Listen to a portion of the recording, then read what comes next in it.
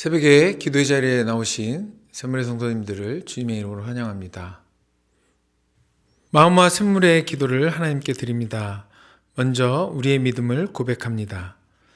시몬 베드로가 대답하여 이르되 주는 그리스도시요 살아계신 하나님의 아들이시니이다. 아멘.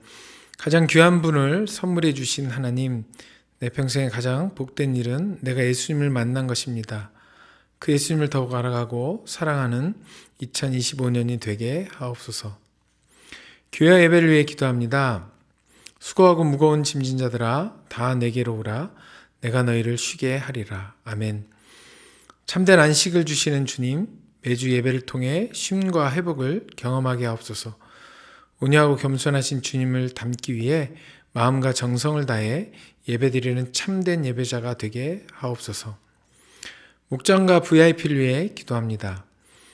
이와 같이 이 작은 자 중에 하나라도 잃는 것은 하늘에 계신 너희 아버지 뜻이 아니니라. 아멘. 잃어버린 영혼을 애타게 찾으시는 주님, 뜨거운 마음으로 VIP에게 다가가는 목장이 되게 하옵소서. 한 목장 한 영혼 세례 주기에 모든 목장이 참여하여 사람을 남기게 하옵소서. 다음 세대 청년들을 위해 기도합니다. 하늘로부터 소리가 있어 말씀하시되 이는 내 사랑하는 아들이요 내 기뻐하는 자라 하시니라. 아멘. 우리를 자녀 삼으신 하나님, 다음 세대 자녀들이 하나님의 사랑받는 자녀임을 잊지 않게 하시고 존귀한 자녀답게 살아가게 하옵소서. 청년들이 나를 기뻐하시는 하나님 아버지로 인해 거친 세상 가운데서도 승리하게 하옵소서. 도움이 필요한 성도들을 위해 기도합니다. 예수께서 모든 도시와 마을에 두루 다니사 그들의 회당에서 가르치시며 천국 복음을 전파하시며 모든 병과 모든 약한 것을 고치시니라. 아멘. 약한 자를 긍휼히 여기시는 주님, 육신의 질병으로 고통받는 이들을 치유하여 주옵소서. 마음의 어려움으로 힘들어하는 영혼을 위로해 주시고 경제적 고통으로 힘들어하는 이들에게 일용할 양식을 공급해 주옵소서. 나라와 선교를 위해 기도합니다. 그러므로 너희는 가서 모든 민족을 제자로 삼아 아버지와 아들과 성령의 이름으로 세례를 베풀고. 아멘. 온 땅에 주신 하나님, 이 나라가 주님의 통치를 받는 정의와 평화의 나라가 되게 하옵소서. 수고하는 선교사님들을 통해 잃어버린 영혼들이 주님께로 돌아오게 하시고 모든 민족과 열방이 하나님을 예배하게 하옵소서. 우리와 늘 함께 하시는 예수님의 이름으로 기도드립니다. 아멘. 오늘 저와 여러분에게 주신 하나님의 말씀은 마태복음 13장 53절에서 14장 12절의 말씀입니다. 예수께서 이 모든 비유를 마치신 후에 그곳을 떠나서 고향으로 돌아가사 그들의 회당에서 가르치시니 그들이 놀라 이르되 이 사람의 이 지혜와 이런 능력이 어디서 났느냐? 이는 그 목수의 아들이 아니냐? 그 어머니는 마리아, 그 형제들은 야고보, 요셉, 시몬, 유다라 하지 않느냐? 그 누이들은 다 우리와 함께 있지 아니하냐? 그런즉 이 사람의 이 모든 것이 어디서 났느냐 하고 예수를 배척한지라. 예수께서 그들에게 말씀하시되 선지자가 자기 고향과 자기 집 외에서는 존경을 받지 않음이 없느니라 하시고 그들이 믿지 않음으로 말미암아 거기서 많은 능력을 행하지 아니하시니라. 그때 분봉한 헤롯이 예수의 소문을 듣고 그 신하들에게 이르되 이는 세례 요한이라. 그가 죽은 자 가운데서 살아났으니 그러므로 이런 능력이 그 속에서 역사하는도다 하더라. 전에 헤롯이 그 동생 빌립의 아내 헤로디아의 일로 요한을 잡아 결박하여 옥에 가두었으니 이는 요한이 헤롯에게 말하되 당신이 그 여자를 차지한 것이 옳지 않다 하였음이라. 헤롯이 요한을 죽이려 하되 무리가 그를 선지자로 여김으로 그들을 두려워하더니 마침 헤롯의 생일이 되어 헤로데의 딸이 연석 가운데서 춤을 추어 헤롯을 기쁘게 하니 헤롯이 맹세로 그에게 무엇이든지 달라는 대로 주겠다고 약속하거늘 그가 제 어머니 시킴을 듣고 이르되 세례 요한의 머리를 소반에 얹어 여기서 내게 주소서 하니 왕이 근심하나 자기가 맹세한 것과 그와 함께 앉은 사람들 때문에 주라고 명하고 사람을 보내어 옥에서 요한의 목을 베어 그 머리를 소반에 얹어서 그 소녀에게 주니 그가 자기 어머니에게로 가져가니라. 요한의 제자들이 와서 시체를 가져다가 장사하고 가서 예수께 아뢰니라. 아멘. 마태복음 13장 53절에서 14장 12절의 말씀을 가지고 하나님 나라를 소유하려면 이라는 제목으로 여러분에게 하나님 말씀 전하도록 하겠습니다. 오늘 본문의 사건은 예수님께서 하나님 나라에 관한 여러 가지 비유를 말씀하신 바로 뒤에 이어집니다. 13장, 14장을 전체적으로 볼 때 오늘 본문은 이야기의 흐름이 끊어진 듯 보이며 다른 이야기처럼 들립니다. 하지만 오늘 본문은 하나님 나라를 소유하려면 어떻게 하는지를 구체적으로 보여주고 있습니다. 오늘 말씀을 통해 하나님 나라를 소유하시는 성도들 되시길 소망하며 하나님 말씀 전하도록 하겠습니다. 그럼 하나님 나라를 소유하려면 어떻게 해야 할까요? 첫 번째는 내 생각을 버려야 합니다. 오늘 보면 55절의 말씀입니다. 이는 그 목수의 아들이 아니냐? 그 어머니는 마리아, 그 형제들은 야고보, 요셉, 시몬, 유다라 하지 않느냐? 예수님은 비유를 통해 하나님 나라를 가르치신 후에 고향으로 돌아가십니다. 그 고향에서 예수님은 그들의 회당에 들어가셔서 천국 복음을 가르치셨습니다. 그러자 그 고향 사람들은 예수님의 지혜와 권위 있는 말씀에 놀랐습니다. 그리고 예수님께서 행하신 기적들에 관해 그들이 들은 소문들로 인해 이 지혜와 기적들이 어디에서 이 사람에게 왔는가를 묻기 시작합니다.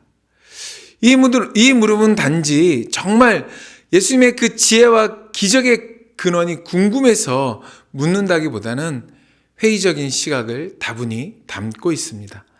목수라는 예수님의 직업과 예수님의 가족들을 자신들이 잘 알고 있는데 어떻게 예수님이 이 지혜와 기적을 행하는지 그들은 그 회의적인 시선을 담아 예수님의 지혜와 기적을 폄훼하려고 하는 것입니다.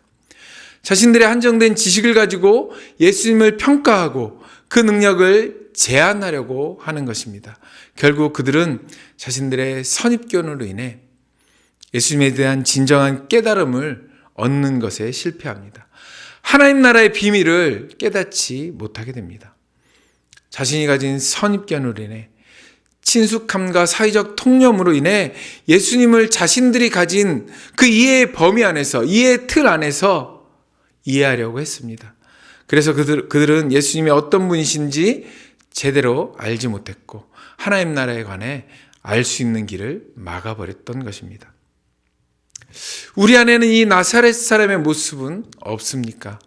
예수님을 나의 생각 안에 가두고 그 예수님을 나의 생각, 나의 이해의 틀 안에서 이해하려고 하지는 않습니까? 하나님의 말씀을 자신이 가진 친숙한 지식과 전통적인 틀 안에서 이해하려고 하지는 않습니까? 그래서 하나님 말씀 안에 있는 다양하고 풍성한 예수님의 모습을 놓치고 계시지는 않습니까? 히브리서 4장 12절의 말씀입니다. 하나님의 말씀은 살아있고 활력이 있어 좌우의 날선 어떤 검보다 예리하여 혼과 영과 및 관절과 골수를 찔러 쪼개기까지 하며 또 마음의 생각과 뜻을 판단하나니. 하나님의 말씀은 살아있습니다. 하나님의 말씀은 나의 생각과 고집 가운데 머물러 있지 않습니다. 하나님의 말씀은 나의 생각으로 제한할 수도 없지만 내가 가진 생각에서 벗어나지 못하면 복음의 그 폭발력을, 하나님 말씀의 그 깊고 오묘한 그 뜻을 도무지 이해할 수 없습니다. 내가 가진 생각을 버리고 하나님 말씀 앞에 겸손히 나아가 하나님 나라를 소유하시는 성도 되시길 예수님의 이름으로 축복합니다. 하나님 나라를 소유하려면 어떻게 해야 할까요? 두 번째는 내 이익을 포기해야 합니다. 오늘 본문 9절의 말씀입니다. 왕이 근심하나 자기 맹세한 것과 그 함께 앉은 사람들 때문에 주라 명하고. 헤롯은 예수님의 공적인 활동에 대해서 듣습니다. 그리고 예수님을 되살아난 요한이라고 주장합니다. 이 말은 예수는 또 하나의 요한이라는 의미입니다. 고대 사람들은 죽은 사람의 영이 후계자의 생명력에 기여하는 것이 가능하다고 믿었습니다. 따라서 헤롯의 말은 예수님이 요한의 진정한 후계자라는 의미입니다. 이는 근본적으로 예수님도 역시 그의 통치에 대한 정치적인 위협의 대상일 뿐이라는 인식이 그 속에서 드러나 있습니다. 헤롯의 이 말 속에는 세상의 권력자의 일반적인 인식이 드러나 있습니다. 그들에게 진리와 정의보다는 체면과 정치적인 안정, 그리고 자신의 이익을 추구하는 것이 우선임을 드러내고 있는 것입니다. 세례 요한의 죽음뿐만 아니라 이 인식 속에는 예수님의 십자가 사건도 포함되어 있습니다. 그 예수님의 십자가 사건도 그들의 이런 인식 속에서 이루어졌습니다. 마태복음 27장 24절의 말씀입니다. 빌라도가 아무 성과도 없이 도리어 밀란이 나려는 것을 보고 물을 가져다가 무리 앞에서 손을 씻으며 이르되 이 사람의 피에 대하여 나는 무죄하니 너희가 당하라. 세상의 권력이 추구하는 정치적 안정, 그리고 그들의 체면과 이익 가운데 예수님은 십자가를 지셨습니다. 그렇게 이 땅의 하나님 나라 백성은 그 힘과 권력 앞에 무력하게 고난받고 심지어는 죽기까지 합니다. 그러나 하나님은 그런 자기 백성의 고난을 막지 않으시고 그 고난 가운데 내버려 두십니다. 그리고 마치 세상의 권세자들이 이기고 하나님 나라 백성은 패하는 것처럼 보입니다. 그러나 결국 누가 영원한 죽음을 맞게 되고 누가 영원한 하나님 나라를 소유하게 될까요? 우리는 모두 다 잘 알고 있습니다. 영원한 하나님 나라를 소유하는 자들은 자신의 이익과 무관하게 진리를 위해 진리로 사는 하나님 나라 백성입니다.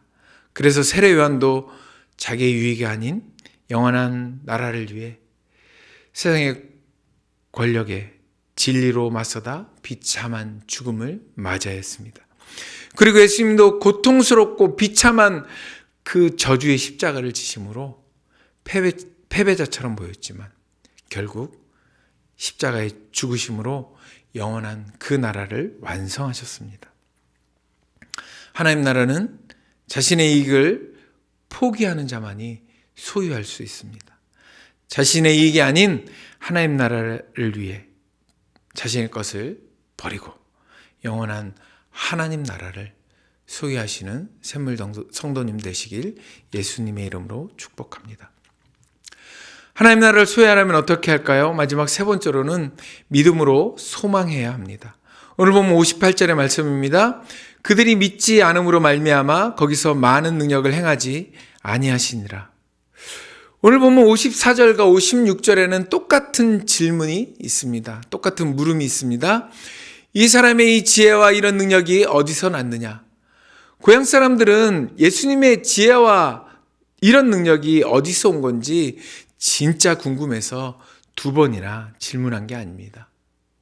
자기들이 아는 예수님은 이런 지혜와 능력을 가진 사람이 절대 아니라는 생각에서 나온 질문입니다. 진짜 믿지 못하겠다는 것입니다. 그래서 그들은 메시아인 예수님을 통해 놀라운 기적과 은혜를 체험할 수 있는 기회를 잃어버렸습니다. 하나님 나라를 소유하지 못하게 된 것입니다. 마태는 마태복음을 통해 기적과 믿음에 관해 많이 기술하고 있습니다.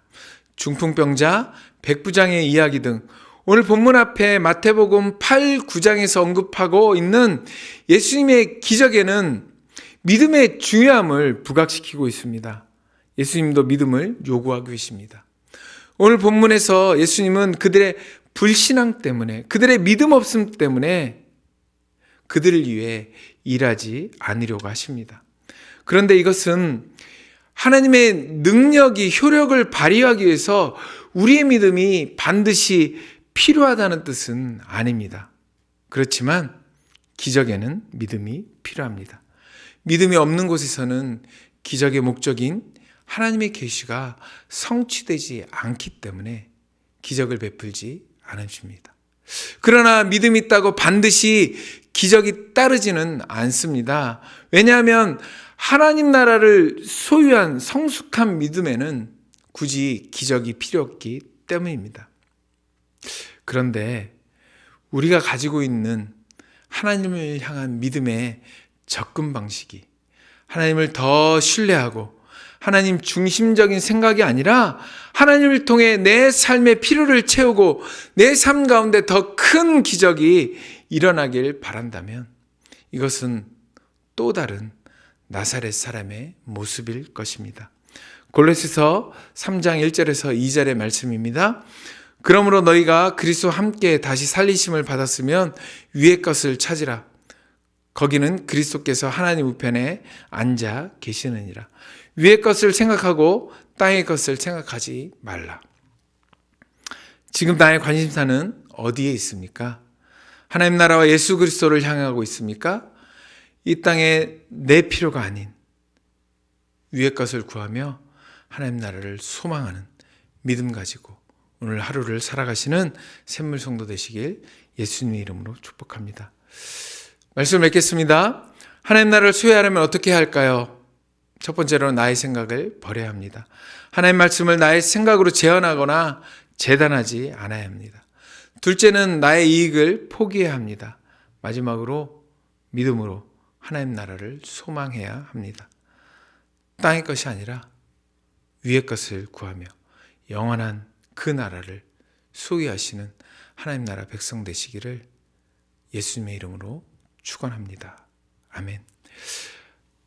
함께 기도하시겠습니다. 두 가지 기도 제목 드리겠습니다. 나의 좁은 생각과 제한된 지식으로 말씀을 재단하지 않고 말씀의 능력을 믿고 그 말씀에 의지하며 살겠다는 결단의 기도를 드리시겠습니다. 내 이익이 아니라 복음과 하나님 나라를 위해 살아가며 영원한 하나님 나라를 믿음으로 소유하는 자가 되도록 하나님의 은혜를 구하는 기도를 하겠습니다.